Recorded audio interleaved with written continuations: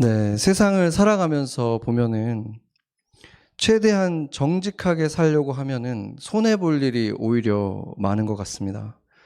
적당히 타협하고 나면은 오히려 문제가 되지 않고 부드럽게 넘어갈 수 있는 일들도 그런 상황을 적당하게 타협하지 않고 뭔가 정직하게 하려고 하면은 오히려 친구들보다 적이 생기는 경우들도 있고 금전적으로도 손해를 보는 일들도 많이 있습니다. 그런데 야고보는 반대로 얘기하고 있는 거예요. 그런 식으로 해서는 절대로 얻을 수 없다. 세상의 벗으로, 세상의 방식으로는 너희가 원하는 것을 결코 얻을 수 없다. 적당한 타협으로도 쟁취하거나 속여서 빼앗는 것으로도 결코 얻을 수 없다. 이렇게 말을 하고 있습니다. 어른이 돼서 보니까 어렸을 때 보지 못했던 것들을 좀 보게 되고 나이가 들수록 더 분명해지는 것들이 있는데 그게 뭐냐면 우리 모두가 사실 갖고 싶은 것은 한 가지 선물이라는 거예요. 어렸을 때 보면은 뭐 장난감이라든지 게임기라든지 뭐 인형이라든지 너무 갖고 싶었을 때가 있잖아요. 제가 얼마나 갖고 싶었던지 제가 어렸을 때 생각을 해보면은 지금도 그 모습이 생생한 로봇가 있어요. 이게 뒤에가 이 후드티처럼 생긴 이게 이렇게 딱 접어지면은 비행기처럼 되는 거예요. 이렇게 그렇게 되는 게 있었는데 아버지가 안 사주셨어요. 근데 꿈속에서 그걸 내가 아버지가 사주신 거야. 그래서 그걸 내가 꽉 쥐고 이걸 깨면 있겠지 했는데 없더라고요. 꿈이었어요. 근데 그런 정도로 정말 갖고 싶은 것들이 있었잖아요. 어렸을 때. 그리고 뭐 놀이동산 간다 그러면 막 며칠 동안 설레어가지고 막 아침 일찍 눈을 깨고 또 정말 먹고 싶은 것들이 막 있잖아요. 케이크 같은 거. 뭐 그리고 좀 더 커서는 다른 나라 여행 거기 너무 가보고 싶다. 막 그래서 설레기도 하고 또 한때는 또 어떤 영화가 개봉하기를 막 손꼽아 기다리기도 하고 그런 적이 있었죠. 그런데 그런 것들을 우리가 막상 갖게 됐을 때 어떻게 됐습니까? 며칠 정도는 정말 좋아가지고 이렇게 막 잘 때도 옆에다 놓고 자고 막 그렇게 했는데 아침에 일어나면 그게 아직도 있나 확인하기도 하고 막 이렇게 했는데 얼마 안 지나서 그것이 다 사라져 버리죠. 처음에는 너무 좋았는데 그 설레는 기분은 오래 가지가 않는다는 거예요. 그것이 지나고 나면은 다시 또 우리 그 기대감을 채워줄 무언가를 또 찾게 되는 거죠. 그래서 어른이 돼서 생각을 해보니까 모든 것이 다 그랬던 거예요. 그 장난감이 이제 새로운 자동차가 될 수는 있지만 그 자동차도 결국에는 얼마 안 지나서 별로 느낌이 없어져 버려요. 그 처음 가졌을 때 그 느낌이. 성경에서 보면 우리가 아주 만족스러운 상태를 뭐라고 하냐면 샬롬이라고 합니다. 샬롬. 이것은 아무런 부족함을 느끼지 않는 상태인 거예요. 그냥 모든 것이 충만하게 채워져서 더 바랄 게 없다. 이런 상태가 바로 샬롬인 것입니다. 사실상 세상 모든 사람들은 아이나 어른이나 바로 그 샬롬을 원하는 거예요. 갓난 아이들은 울다가 그 젖을 먹여주면 그 우유를 먹으면 만족하면서 새근새근 그 행복해 하잖아요. 그때 샬롬을 느끼는 것이고 어린 아이들은 이제 그것 가지고 안 되죠. 장난감들이 필요하잖아요. 자기가 갖고 싶은 장난감들을 잔뜩 받으면 샬롬을 느끼는 거예요. 그렇죠? 어른들은 뭐 정말 원했던 직장에 들어가거나 정말 마음에 드는 사람과 결혼을 하거나 뭐 승진이 되거나 뭐 연봉이 올랐거나 뭐 보너스를 받았거나 아니면 원하는 곳에 휴가를 가거나 뭐 이런 것들 아니면 정말 큰 차를 구입했을 때 뭐 이럴 때 그 만족감을 막 느끼잖아요. 너무 행복하잖아요. 그 순간에. 그런데 그런 샬롬은 마치 아침 안개처럼 잠깐 있다가 보일 듯 보이다가 사라져 버린다는 거예요. 그래서 성경은 눈에 보이는 것은 그것이 어떤 것이든 진짜 샬롬을 줄 수 없다. 사라지지 않는 샬롬을 주지 못한다라고 말하는 거예요. 그런데 그렇게 만족을 했다가 금방 끝나버리면 금세 끝나버리는 것에 대한 두려움이 생기잖아요. 그걸 계속 경험하다 보면은 이것도 이제 금방 없어지겠지. 오히려 그게 없어지고 나서의 그 공허함이 있잖아요. 그게 더 두려워지는 거죠. 그러다 보니까 더 큰 불만족을 낳게 되는 거예요. 샬롬의 반대가 일어나는 거죠. 그게 너무 크니까. 그래서 이제 요즘 세대를 보면은 그런 걸 더 많이 경험하고 더 많이 기억하고 하는 요즘 세대를 보면은 그런 꿈조차 없어져 버리는 거예요. 그런 기대했다 실망할 게 싫으니까 아예 그냥 기대조차 안 해버리는 세대가 온 것 같아요. 그래서 진정한 샬롬은 그것이 끝나는 것에 대한 두려움이 없어야만 가질 수 있는 것입니다. 그래서 결국 샬롬이라는 것은 영원하지 않으면 진정한 의미의 샬롬이 될 수가 없다는 거예요. 그렇다면 진정한 샬롬은 어디에서 오는 것입니까? 영원한 존재만이 진정한 샬롬을 줄 수가 있는 것이죠. 유한한 것은 결코 샬롬을 줄 수가 없다는 거예요. 그래서 보이는 물건이라던가 어떤 장소라든지 사람에게서 그 샬롬을 구하면 결국 그 샬롬은 구름처럼 무지개처럼 없어져 버리지만 영원한 하나님에게서 그 샬롬을 얻는다면 그 샬롬은 참된 샬롬이 되어서 영원히 우리와 함께 할 수 있다는 것입니다. 아름다운 무지개가 사라져 버릴 때 누구라도 당연히 아쉬움은 남겠죠. 그러나 우리를 숨쉬게 하는 공기가 여전히 남아있기 때문에 우리는 하나님의 사랑 같은 그 공기를 동일한 어느 순간에라도 우리가 지상에 있는 동안에 공기는 여전히 우리와 함께 하는 거잖아요. 그것처럼 그 영원한 샬롬을 하나님으로부터 얻는다면 우리는 그 샬롬을 결코 빼앗기지 않는다는 것입니다. 그래서 사람들이 욕심을 내고 살인을 하고 시기를 내도 다투고 싸워서 속여서 결코 차지할 수 없는 것, 그것은 그 영원한 샬롬이라는 것입니다. 그리고 그것은 결코 누군가에게 빼앗길 수도 없는 것입니다. 에릭 리들이라는 사람이 있었는데 1902년에 중국 텐진에서 태어났어요. 스코틀랜드 사람인데 중국 텐진에서 태어난 이유는 그 부모님들이 선교사님이었기 때문이에요. 그리고 중국에서 5살 때까지 이제 거기서 태어나서 자랐는데 어렸을 때 계속 자주 아팠었다고 합니다. 특히나 하체가 너무 약해서 다른 아이들이 다 걷기 시작했을 때도 잘 걷지 못하고 그래서 엄마가 계속 마사지를 해줘야만 그나마 조금 걸을 수 있고 그 정도로 이 몸이 굉장히 약했던 아이였다고 합니다. 그러나 어머니는 그 아이를 계속해서 포기하지 않고 계속 마사지를 해주고 계속 하나님께서 치유해 주기를 위해서 기도했더니 5살이 됐을 때는 그 동네에서 가장 빠른 아이가 됐대요. 그래서 이제 다른 이제 선교사 아이들처럼 이제 스코틀랜드로 돌아와가지고 대학에 들어갔는데 이제 그 달리기 경기에서 계속해서 두각을 나타냈습니다. 전국 대회에서 우승을 휩쓸기 시작했고 신기록을 막 갈아치웠습니다. 그런데 사람들을 더 감동시킨 것은 그의 실력보다 그의 태도였다고 합니다.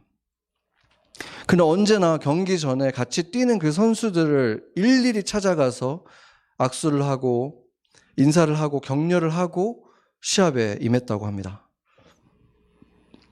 그가 대학생이던 1922년 스코틀랜드는 대규모 기독교 복음 운동이 일어났는데 그 이유는 1차 세계대전의 후유증 때문에 신앙을 버리고 시료와 좌절에 빠져있던 사람들이 늘어가고 있었기 때문이라고 합니다. 그래서 그때 한 전도자가 스포츠 스타로 이제 막 유명해지고 있던 그 에릭 리들이 또 신앙심도 투철한 그 선교사님의 아들이었다는 걸 알고 간증을 좀 해달라고 부탁을 했습니다. 그는 사실은 운동은 너무나 잘했지만 사람들 앞에 이렇게 서서 얘기하는 것에 대해서 두려움이 있었던 사람이지만 기도를 해봤을 때 하나님이 바로 그것 때문에 그를 유명하게 해주셨다라는 것을 깨닫고 사람들 앞에 나서서 간증을 하고 그런 집회를 인도하는 것을 시작했습니다. 그래서 첫 집회에 한 80여 명의 사람들이 있었고 그 앞에서 나눴는데 그때 운동이라든지 다른 것에서는 경험하지 못했던 어떤 하나님을 깊이 만나는 영적 체험을 하게 됩니다. 그래서 그 후로는 대학생이었기 때문에 평소 때는 공부를 하고 또 주말에는 시합이 있는 주말에는 곳곳을 다니면서 시합에 참여하고 시합이 있는 그곳에서도 주일이 되면은 그곳 근처에 있는 교회에 가서 예배에 참여하고 거기서 또 간증을 나누고 하는 굉장히 바쁜 삶을 살아가기 시작합니다. 그래서 그 스포츠 기자들이 그에게 조언을 했죠. 그렇게 하다가는 이제 점점 성적이 나빠질 거다. 이제 운동에 집중해라. 다른 사람들처럼 주일날도 연습을 해라. 이렇게 얘기를 했는데 그는 그렇게 하지 않았죠. 그랬는데도 신기하게 계속해서 그는 실력이 향상되고 점점 더 많은 기록을 갱신하게 됩니다. 그러다가 이제 1924년 파리 올림픽이 있었는데 그 올림픽 대표 선발전에서 에릭은 100야드가 보니까 그 100m가 조금 안 되더라고요. 거기에서 9.7이라는 영국 신기록을 세우면서 올림픽 팀에 합류하게 됩니다. 그래서 그는 이제 그 주 종목이 100m였죠. 그래서 100m와 200m에서 이제 그는 메달을 노리고 있었고 특히나 100m에서는 금메달이 좀 유력했었죠. 신기록을 세웠으니까. 그런데 파리 올림픽 경기 일정이 발표가 됐는데 그 100m 예선 경기가 모두 일요일 날 잡혀 있었던 거예요. 에릭은 어렸을 때부터 한 번도 주일 예배를 빠져본 적이 없었기 때문에 주일은 온전하게 안식하는 날로만 지켜왔었고 어떤 활동도 하지 않았었기 때문에 그것이 무엇보다 중요하게 여겼던 사람이었습니다. 그래서 그는 너무나 당연하다는 듯이 올림픽 100m 경기를 포기하겠다고 얘기를 하죠. 그러면서 유명한 말을 합니다. 저는 주일에는 달리지 않습니다. 연맹 관계자들도 그의 그 독실한 신앙을 알고 있었기 때문에 그것을 모르지는 않았지만 설마 올림픽 경기를 주일 예배 때문에 포기하겠는가 이렇게 생각했죠. 결국에는 그 정치인들 그 영국 왕실까지 나서가지고 꼭 경기에 참여해달라. 국가를 위해서 한 번 주일은 빠질 수 있지 않냐. 이렇게 얘기를 했는데 그가 뭐라고 얘기하냐면 하나님의 법이 왕보다 위에 있습니다. 이러면서 뜻을 굽히지 않았어요. 그래서 그는 온갖 그 공격을 받게 되죠. 영국 신문들은 너나 없이 옹졸한 신앙인, 배신자, 국가의 명예를 저버린 위선자 이런 비난들을 받게 됩니다. 결국에는 그 100m를 포기했고 나중에 다행히 400m 경기는 주일날이 아니었기 때문에 400m 경기에 자기 주종목이 전혀 아니었고 그때 우승이 점쳐지던 자들은 다 미국 선수들이었어요. 다 신기록을 가지고 있던 미국 선수들이 있었기 때문에 거의 들러리처럼 400m에 참가를 했죠. 그런데 그 경기에 나서는 그의 손에 쪽지가 하나 들려 있었어요. 누가 준 거였냐면 영국 선수들의 그 마사지를 해주는 그 마사지 해주는 분이 이 쪽지를 줬는데 이렇게 적혀 있었습니다. 사무엘상 2장 30절 말씀이었는데 그 한 부분이었어요. 그 마지막 부분에 이 말이 있습니다. 나를 존중히 여기는 자를 내가 존중하리라 이렇게 써 있었습니다. 게다가 그 가장 불리한 외곽 레인의 배정을 받은 에릭은 경기 시작 전에 다른 때와 똑같이 모든 선수들을 찾아가서 일일이 악수를 하고 격려를 했습니다. 그리고 출발 신호가 울리고 잠시 후에 가장 앞서 있었던 선수는 에릭이었죠. 에릭은 100m 선수였으니까 그것은 뭐 예상이 되는 걸 수도 있죠.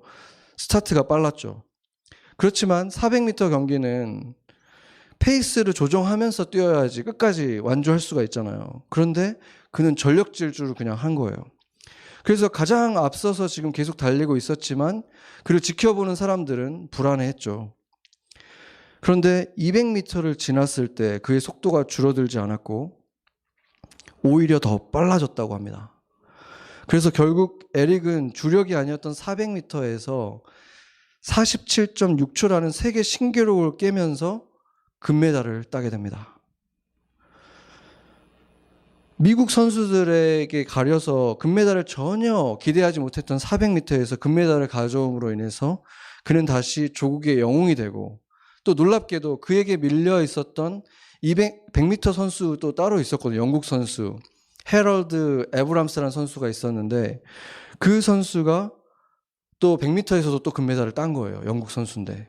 그럼으로 인해서 손해를 안 본 거죠. 그래서 다시 영웅이 됩니다. 기자들이 그에게 물어봤어요. 어떻게 그렇게 빨리 달릴 수 있었습니까? 그때 그가 이렇게 대답했습니다. 경기의 절반은 온 힘을 다해 달리고 나머지 절반은 처음보다 더 빨리 달리도록 힘을 달라고 하나님께 기도를 드렸습니다. 하나님을 존중하는 자를 하나님도 존중해 주신 것입니다. 한 번의 주의를 지키기 위해서 올림픽 금메달을 포기한다는 거. 왕실과 정부의 회유와 압박, 그리고 온 세상이 비난하고 비웃고 조롱하는 것을 다 견디면서도 그 예배를 포기하지 않는 그의 모습에는 엄청난 담대함이 있지 않습니까? 담대함뿐만이 아니라 하나님에 대한 특별한 사랑이 있잖아요. 금메달과 그 모든 영광을 포기할 수 있었던 것은 그에게는 하나님으로부터만 오는 영원한 샬롬이 있었기 때문인 것입니다. 다른 무엇과도 바꿀 수 없는 것, 포기할 수 없는 샬롬이 무엇인지 그는 알고 있었던 거죠. 하나님의 뜻대로 살아가는 사람이 하나님이 원하는 곳에 있을 때, 하나님 원하시는 것을 할 때만 주어지는 그 샬롬을 아는 사람만 할 수 있는 결정이었습니다. 파리 올림픽 이후로 이제 에릭 리델은 영국에서뿐만 아니라 이제 그 소식들이 세상에 다 알려지면서 세계적인 스타, 영웅이 됐죠. 그래서 그의 앞날은 이제 창창했습니다. 그런데 얼마 후에 대학의 졸업식에 그의 부모님들은 여전히, 부모님뿐만 아니라 가족들이 다 중국의 선교사로 있었기 때문에 졸업식 날 가족들은 못 왔지만 이제 기자들과 또 팬들이 엄청나게 많이 모여들었다고 합니다. 근데 그들 앞에서 그가 선언을 하죠. 저는 졸업을 하고 중국의 선교사로 나가겠습니다. 그러면서 너무 담담하게 이렇게 얘기해요. 저는 운동선수로서의 성공이 제 삶의 목표인 적이 단 한 번도 없습니다. 우리 모두는 어차피 선교사입니다. 어디를 가든 우리는 사람들을 그리스도께 가까이 이끌든지 멀어지게 할 것입니다. 그때 그의 나이는 23살이었습니다.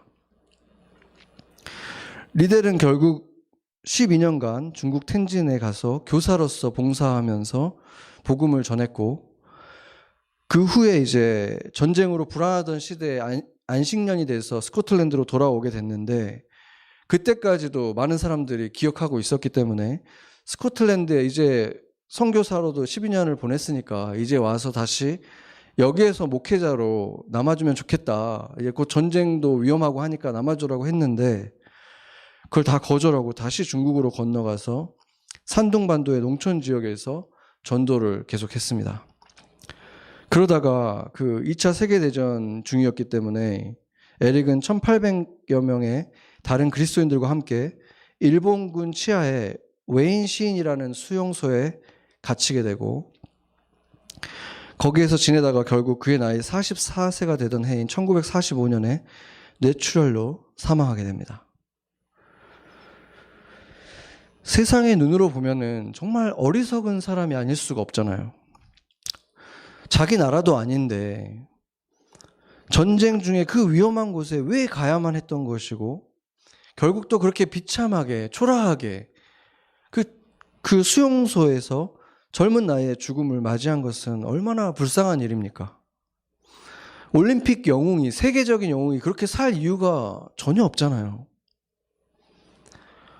어떻게 그런 삶을 그는 선택할 수 있었을까? 그는 그곳에서 자신이 있어야 할 바로 그 중국의 영혼들과 함께 할 때 세상 사람들이 볼 수 없는 참된 샬롬을 누릴 수 있었기 때문인 것입니다. 바로 그곳에서 사랑하는 하나님을 가장 가깝게 만날 수 있었던 것입니다. 함께 수용소에서 지냈던 랭던 칼키라는 교수가 나중에 수용소에서 나온 다음에 나중에 남긴 말이 있습니다.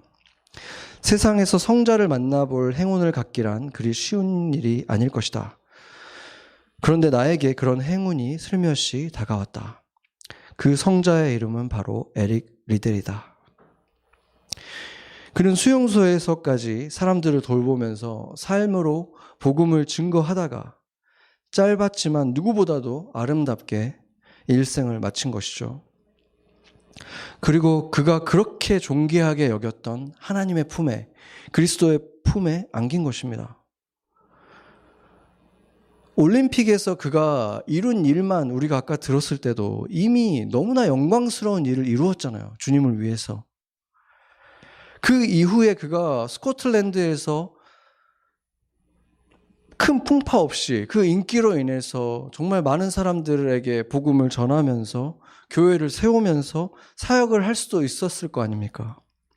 그게 뭐 잘못된 게 있겠습니까?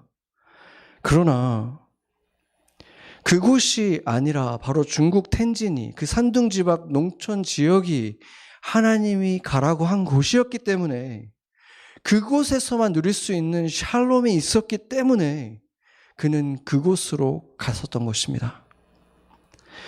그 샬롬을 아는 사람, 하나님을 그렇게 사랑하는 사람만이 그 좁은 길을 기쁘게 걸을 수 있는 것입니다. 오늘 본문을 보면은 5절에 보면은 너희 하나님이 우리 속에 거하게 하신 성령이 시기하기까지 사모한다, 이런 말씀이 있다, 이렇게 말하잖아요. 그런데 그 말씀이 어디에 있는지 정확하지가 않아요. 분명 정확하게 딱 그렇게 써져 있는 부분은 우리가 갖고 있는 성경에는 없거든요. 그렇기 때문에 뭐 외경에 있는 말이다, 탈무드에 있는 말이다, 아니면 구전되는 말이다, 이렇게 여러 가지 이런 학설들이 있습니다. 그렇지만 그것이 어디에서 유래했는가보다 더 중요한 것은 오늘 이 야고보가 이 말을 하는 이유가 무엇인가, 이게 더 중요한 거죠. 메시지가 무엇인가입니다. 메시지는 분명하죠. 메시지는 하나님이 우리를 그렇게 열성적으로 뜨겁게 사랑하신다는 말입니다. 사랑하는 연인이 나를 보지 않고 다른 사람을 바라볼 때 느끼는 그 불꽃 같은 그 뜨거운 마음, 그 시기를 느낄 정도의 그 감정을 하나님이 우리를 향해서 느끼시는 사랑이 그런 사랑이라는 거예요. 그냥 이렇게 밋밋한 그런 사랑이 아니라고 지금 말씀하는 거예요, 성경은. 사람의 사랑과 차이점이 있다면 우리의 감정은, 우리의 사랑은 불안정하기 때문에 우리가 어떤 사람을 시기할 정도로 사랑할 때 그 사랑은 온전하지 못할 뿐만 아니라 그 사랑은 쉽게 미움이나 복수심으로 바뀌어버리잖아요. 그렇기 때문에 나에게도, 그리고 그 대상에게도 아픔을 주는 파괴적인 에너지로 변질돼 버리지만, 하나님의 사랑은 뜨겁지만 온전한 사랑이기 때문에 결국 어떤 식으로든 좋은 열매를 맺으신다는 거죠. 그게 엄청난 차이인 것입니다. 그런데 보면은, 사람들을 보면은 실제로 거의 그런 사랑은 불가능한데도, 인간이 그런 사랑을 한다는 것은 거의 불가능한데도 영화나 어떤 노래 가사 속에서 수없이 자신을 버리고 떠난 그런 사람을 다시 받아주고 다시 받아주는 그런 순애보적인 사랑 이야기를 보면 왜 가슴이 떨리고, 왜 그런 사랑을 정말 있을 거라고 믿고 싶고 하는 마음이 왜 우리 안에 있는 것입니까? 사랑 노래들을 보세요. 내가 끝까지 기다릴게, 내가 기다릴 테니까 언제든지 돌아와. 왜 이런 가사들, 왜 이런 것들을, 왜 우리 그것에 가슴이 떨리는 것입니까? 우리 모두는 그런 사랑을 받고 싶은 열망이 우리 깊숙한 곳에 있는 거예요. 그런 사랑하는 분이 어디 있지 않을까? 내가 돌아가면 언제라도 실패하고 낭망하고 배신했었지만 내가 다시 고개를 돌리면 다시 팔을 벌려주시는 그런 사랑하는 분이 있지 않을까? 하나님이 여러분을 그렇게 사랑하신다는 것입니다. 우리가 그것을 못 느끼고 하나님의 사랑은 뭔가 밋밋한 것 같아, 이렇게 느낀다면 우리는 하나님의 사랑을 너무 모르는 것입니다. 제가 신학교 다닐 때 자매인데도 불구하고 맨날 똑같은 옷을 입고 다니고 뭔가 좀 딱 봐도 좀 가난한 그런 자매였는데 항상 밝고 뭔가 자신감이 넘치는 그런 자매가 있었거든요. 근데 말투도 뭔가 어디서 들어본 듯한 사투리를 막 썼어요. 그래서 내가 물어보니까 연변에서 온 자매였어요. 연변. 그러니까 교포였죠. 교포. 한국에서 온 게 아니라. 그래서 한국에 이제 신학교로 유학을 온 자매였는데 이제 유학 와서 이제 교회 뉴저지에 있는 한 교회에서 전도사로 있으면서 이제 거기서 이제 사례비 받으면서 생활하고 학교 다니고 막 그런 자매였어요. 근데 너무 저도 이제 좀 친해지니까 보게 됐지만 너무 그 성령 충만하고 사랑도 너무 많고 그랬기 때문에 어딜 가나 되게 사랑을 많이 받고 그 교회에서도 중국 돌아가지 말고 이제 여기서 계속 있었으면 좋겠다 이렇게 얘기를 해줬던 그런 자매였어요. 아이들 사역을 너무 잘해가지고. 근데 그 모두가 다 정착하기를 원했죠. 왜냐하면 또 그 자매가 보니까 부모님이 다 돌아가셨어요. 그러니까 굳이 돌아갈 이유가 없었어요. 그냥 여기서 있으면 되는데. 그래서 이제 졸업할 때가 돼가지고 저보다 1년인가 빨리 졸업을 하는데 그 졸업 전에 저희가 그 한인 학생들하고 그 동문회에서 와가지고 이제 어떤 그 파티를 좀 이렇게 열어줬어요. 펠로십을 해줬는데 그때 이제 졸업할 사람들이 한 명씩 나와가지고 간단하게 졸업 후 진로를 이렇게 밝히는 자리가 있었는데 그때 그 자매가 보였던 모습을 제가 잊을 수가 없습니다. 아마 평생 남아있을 것 같아요. 중국에 돌아가서 여기서 배운 것을 가지고 사역할 것을 생각하면은 너무 설렌다고 하면서 감동에 젖은 목소리로 딱 이렇게 얘기를 했어요. 여러분, 저는 우리 주님이 너무 좋아요. 이렇게 얘기를 하는 거예요. 그때의 느낌을 잊을 수가 없는 거예요. 저도 나름대로 주님을 사랑하는 사람이라고 생각했는데 그때도 저도 전도사로 열심히 교회 섬기고 있었는데 그 친구는 다른 차원의 사랑을 주님과 하고 있구나. 저는 주님이 너무 좋아요 할 때 그 말이 정말 무슨 연인을 보러 가는 것처럼 얘기를 하더라고요. 그때 제가 기가 팍 죽은 거예요. 시기를 느낄 정도의 사랑이라는 것은 언제나 그 설레임이 동반되는 것입니다. 그렇지 않습니까? 여러분은 하나님을 사랑하는 그 마음에 설레임이 있습니까? 만약에 여러분이 하나님을 사랑하는 마음에 설레임이 단 한 번도 없었다면은 여러분은 아직 예수님을 온전하게 만나보지를 못한 거예요. 여러분은 그런 하나님을 만나야 합니다. 여러분 중에 만약에 그런 사랑을 경험한 적이 있기는 한데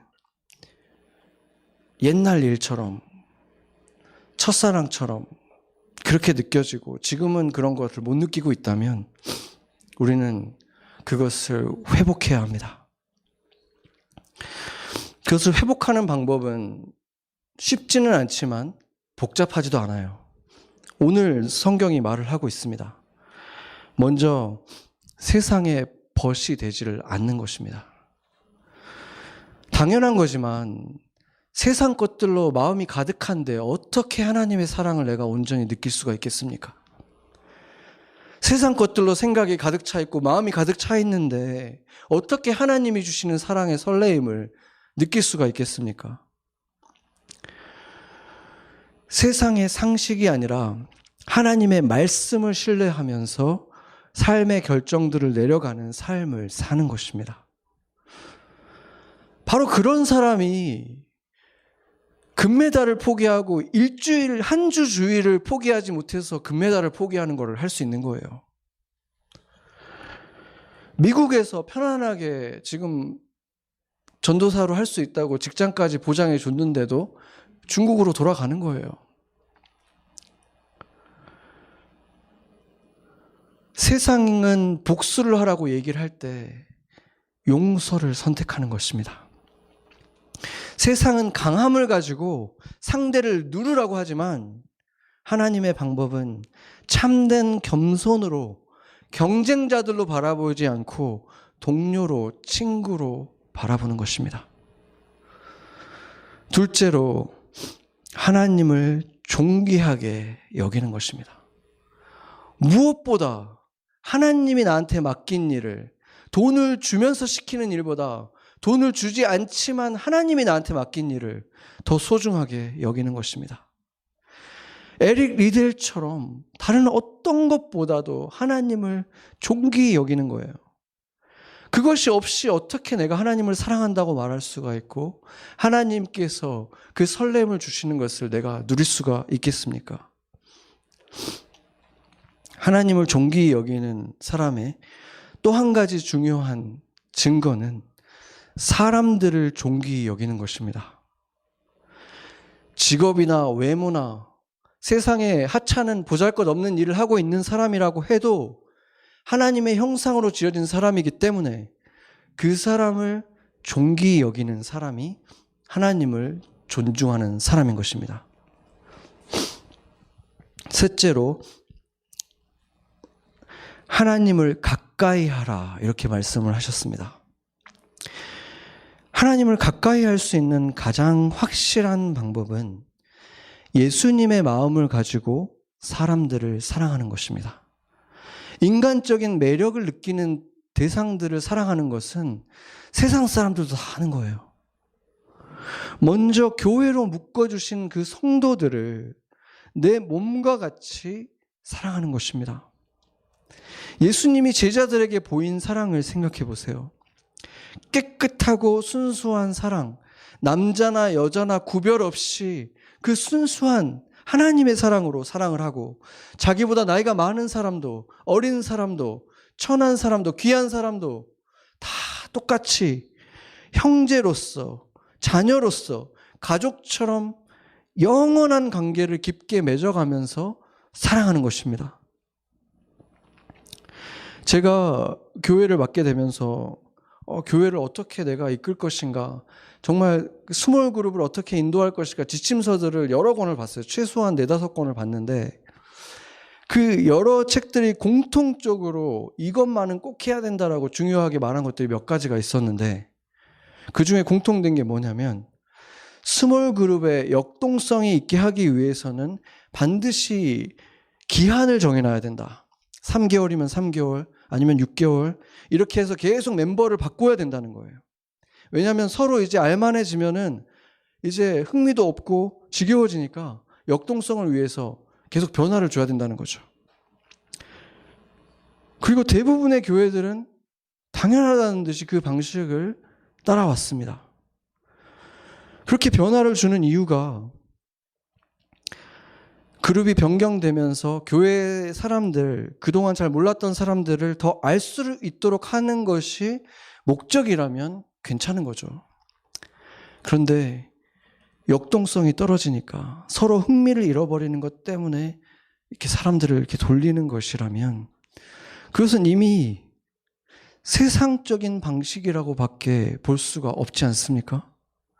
인간적인 매력과 호기심, 호감 등에 대해서 소위 케미가, 그 역동성이 없어지니까 바꿔야 된다. 여러분, 우리는 여러분 주변에 있는 사람들이 마음에 들든 들지 않든 3개월, 6개월이 아니라 6,000년도 넘는 시간 동안, 그 영원한 시간 동안 함께 할 사람들이에요. 그런 사랑은 인간적인 호감이나 성격 차이 이런 것들을 다 뛰어넘어서 그 깊숙한 곳에 있는 그 사람들의 성격이 아니라 그 안에 깊숙한 곳에 있는 하나님의 형상을 보면서 그 약점들까지 덮어주고 사랑하는 그런 사랑해야 되는 것입니다. 예수님이 우리를 사랑하듯이 그 사랑으로 우리는 서로 사랑하는 가족이 되어가는 것입니다. 인간적으로 끌리는 누군가가 있기 때문에 그 모임에 가는 것이 설렌다면 그것은 하나님을 사랑하는 것과는 전혀 무관한 것입니다. 제가 그런 사랑을 예전에 그 순장이 되었을 때 조금 느껴봤었던 것 같아요. 순간순간. 그리고 목사가 되고 나서는 그런 설레임을 아주 자주 거의 매일 아주 크게 느낍니다. 그래서 저는 그게 어떤 느낌인지 알아요. 형제들에게도 그런 느낌을 느끼고 자매들에게도 느끼고 저보다 나이가 어린 분들에게도 나이가 많은 분들에게도 그 똑같은 사랑을 제가 느끼거든요. 제가 제 역할 자체가 이렇게 아버지의 말씀을 전하는 자리에 있으니까 아버지의 눈으로 여러분을 볼 기회를 제가 갖게 되는 거잖아요. 그 특권을 제가 누리기 때문에 그분의 사랑으로 여러분들을 제가 바라볼 때 그 설렘을 느끼는 거예요. 그 아버지의 설렘, 여러분을 사랑하는 그 마음, 그걸 제가 느끼는 거죠. 이것은 잠시 있다가 사라지는 본능적인 케미하고는 전혀 다른 거예요. 제가 여러분의 목사가 되고 나서 여러분들을 바라봤을 때 그 설레임이나 지금이나 똑같이 설레이고 오히려 지금 더 깊이 사랑하고 있을 수 있는 것도 바로 그 사랑을 제가 경험하고 있기 때문인 거예요.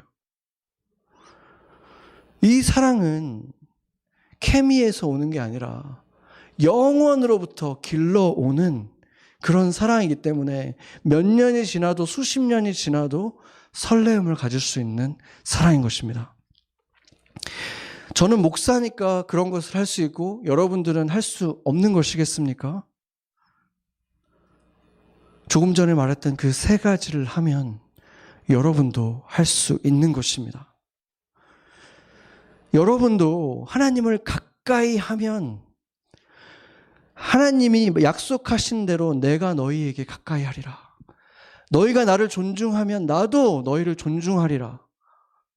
여러분이 그 상태에 놓이게 되면 여러분이 하나님의 사랑을 가지고 여러분에게 준 이 사람들을 사랑할 수 있게 되는 거예요. 그러면 그 설레임을 여러분들도 느낄 수 있게 되는 거예요.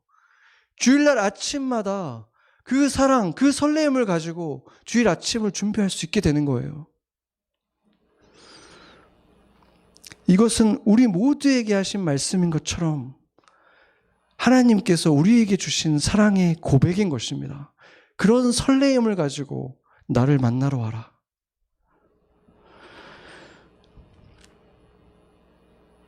교회는 그렇게 사랑하라고 묶인 가장 1차적인 모임인 것입니다. 서로에 대해서 갖게 된 편견들, 오해들, 성격 차이, 이 모든 것들은 그 사랑으로 바라보면은 얼마나 사소한 문제로 보이는지 몰라요. 여러분, 저도 사람이고, 저도 어떤 특징이 있잖아요. 저도 MBTI가 있고, 성격이 있잖아요. 그럼 저 성격이 여러분 모두하고 다 맞겠습니까? 그렇지 않잖아요. 그렇지만 그게 너무 사소하게 보여요. 아버지의 눈으로 여러분을 바라볼 때, 저도 가끔 인간적이 됐을 때는 불만일 때도 있어요, 여러분이. 이 사람은 이런 게 좀 불만이 되고 가끔 그럴 때가 있어요. 그렇지만 아버지의 마음으로 여러분을 위해서 기도할 때 이렇게 지금 이 자리에서 아버지의 눈으로 여러분을 바라보잖아요. 그러면 정말 이 정도 되면 너무 괜찮은 사람들이야. 이 정도 되면 정말 착한 사람들이야. 이런 사람들을 정말 세상에 만나기 힘들어. 이런 마음이 너무 크게 들어요, 정말. 그 차이는 너무 사소한 거라는 게 그냥 너무 확실하게 느껴져요. 여러분들도 서로 그렇게 바라볼 수 있습니다. 아멘. 여러분들 부모들이 그렇게 하잖아요. 부모들이 자식들이 정말 가슴을 핥히는 상처되는 행동들을 하고 말을 한다고 인연을 끊어버리고 안 봅니까? 안 그러잖아요. 마치 그 모래사장 위에 막 지저분하게 있던 것이 파도가 한번 지나가고 나면 그냥 싹 된 것처럼 언제 그랬냐는 듯이 또 받아주고 또 받아주고 또 자식 만나러 갈 생각에 막 설레어서 오시잖아요. 우리 장모님, 장인어른 보면은 아들 위해서 뭐 만드신다고 하면 막 설레어가지고 열심히 뭐 만드시고 아들이 다 컸는데도 그래요. 그런 마음을 그게 그 하나님의 마음과 가장 닮은 마음인 거거든요. 우리가 서로에게 그런 마음을 가질 수 있다니까요, 여러분. 바로 그런 사랑을 우리가 서로에게 해야 하고 할 수 있는 것입니다. 만약에 우리가 그렇게 서로 사랑을 한다면 세상 사람들이 우리를 보고 놀라지 않겠습니까? 생각을 해보세요.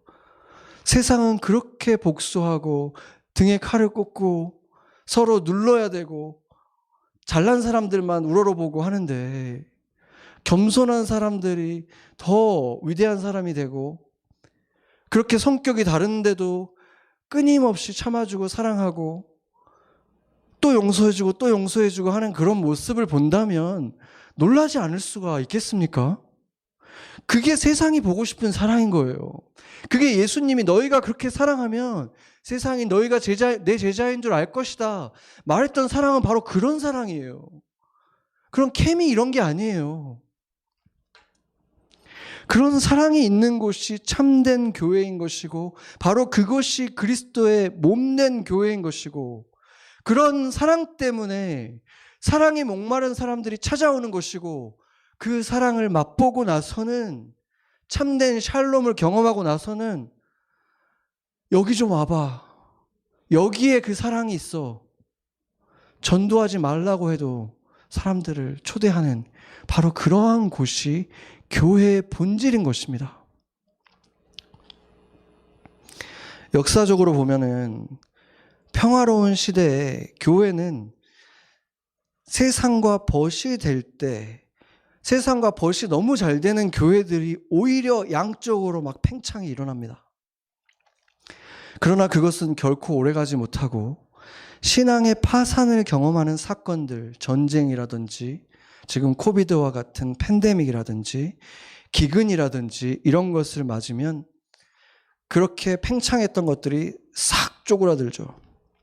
다 떨어져 나가고 앙상하게 되는 시대를 맞게 됩니다. 그리고 그 결과 정신은 피폐해지고 사람들은 결국 자기 스스로 뭔가 이뤘던 것처럼 생각했지만 그런 것들이 아니었다라는 것을 절감하게 되는 삶의 의욕조차 사라지게 되는 그런 처절한 시대가 찾아오는 거죠. 그 어두운 시대가 바로 참된 부흥이 준비되는 시대인 것입니다. 그 가짜 불들이 다 꺼졌을 때 진짜 그 빛이 환하게 보이게 되는 거예요. 우리도 지금 앙상한 가지만 남은 시대를 맞고 있습니다. 그러나 그래서 어떤 의미에서는 흥분되는 시대인 거예요. 더 신나게 이제 진짜 교회가 교회다워지겠구나. 그리스도인들이 그리스도인다워지겠구나. 이제 부흥의 시대가 곧 오겠구나. 이것을 기대할 수 있는 시대가 온 거예요. 이런 시대를 지나가면서 바로 에릭 리델 같은 사람들이 나오는 것입니다. 우리 시대이거나 최소한 이제 우리 자녀들 시대에 그런 사람들이 나오지 않겠습니까? 저는 그런 기대감 때문에 설레입니다. 저는 사실 전라도 여수라고 하는 정말 그 땅 끝에 있는 시골의 출신이거든요. 그래서 도시의 삶을 그렇게 좋아하질 않아요. 근데 어떻게 이렇게 시골 사람이 맨하탄이라는 도시에 와가지고 목회를 하게 되는지 모르겠어요. 사실 그래서 저는 이 도시를 그렇게 좋아하지 않는 사람이고 저희 아내의 직업을 보더라도 여기가 가장 덴티스트가 많은 곳이어가지고 좋은 직업을 구하기가 진짜 어려운 곳이에요, 여기가. 그래서 처음 신학교 다니고 할 때는 그때 당시만 해도 제가 뭐 여기에서 담임 목사가 될 거라고는 정말 눈꼽만큼도 생각해 본 적이 없기 때문에 어디 뭐 알라스카나 뭐 이런 데로 갈까? 덴티스트 거기서 막 구하고 막 대우도 너무 좋고 하니까 그런 데 가야 되나? 진짜 그런 말도 한 적이 있어요. 근데 하나님이 우리를 여기에 머물게 하신 것, 우리가 그런 생각을 잠깐 했다가도 아니지 했던 이유는 바로 이 교회 때문이었어요. 뉴욕에 있는 것은 어떤 면으로 보더라도 손해였는데 우리가 이곳에 있어야 되는 이유는 이 교회가 뉴욕의 맨하탄이라고 하는 이 특별한 곳에 온 세상이 모여드는 곳, 온 세상 젊은이들 800개 언어가 있고 미전도 종족이라고 하는 사람들이 알아서 제 발로 걸어 들어오는 이곳에 순수하게 복음을 전하는 교회가 있어야 되기 때문에, 그것을 전할 사람이 있어야 되기 때문에, 그래서 세상 어떤 교회보다도 주님께서 기뻐하시고 귀하게 여기는 교회, 주님이 사랑하시는 이 땅, 그래서 이곳에 머무르게 된 것입니다. 그리고 이 땅에 머무를 때 하나님께서 저에게 너무나 큰 보상들을 해주시는 것 같아요. 정말 말도 안 되는 목회자로서 생각을 해보면, 목사도 안 됐는데 이 귀한 교회에 담임 목회자로 세워지고, 이렇게 이 앞에서 하나님의 말씀을 감히 대언하는 자리에 서고, 이 엄청난 일들로 하나님께서 보상해 주고 계시고, 또 말할 수 없이 많은 일들, 내 삶의 일들 속에서도 그냥 저절로 일들이 되는 일들을 너무 많이 이미 축복해 주고 계십니다. 샬롬의 삶을 하나님이 허락해 주시는 거예요. 아직도 변화되어야 될 부분들, 더 샬롬을 경험해야 될 부분들이 많이 남아있지만, 이미 하나님이 주신 샬롬들이 너무 많이 있는 거예요. 어쩌면 제가 못 보는 걸 여러분들이 보고 있는 것도 있을 수도 있어요. 어쩌면 저 목사님의 삶은 저렇게 모든 게 다 갖춰져 있고 다 주실까, 하나님이. 그런 생각 드시는 사람들 있더라고요. 제 주변에 목사님들이 저에게 그런 얘기를 막 해줄 때마다, 아, 진짜 그렇구나. 자기가 못 볼 때가 되게 많잖아요. 하나님이 그렇게 있어야 할 곳에 할 일들을 하며 살아갈 때, 부르시는 일을 하며 살아가면 그 샬롬을 주신다는 거예요. 여러분에게 하나님이 맡겨주신 일은 무엇이고 그곳은 어디입니까? 내가 예수님의 마음으로 사랑해야 될 대상은 누구입니까? 같이 기도하겠습니다.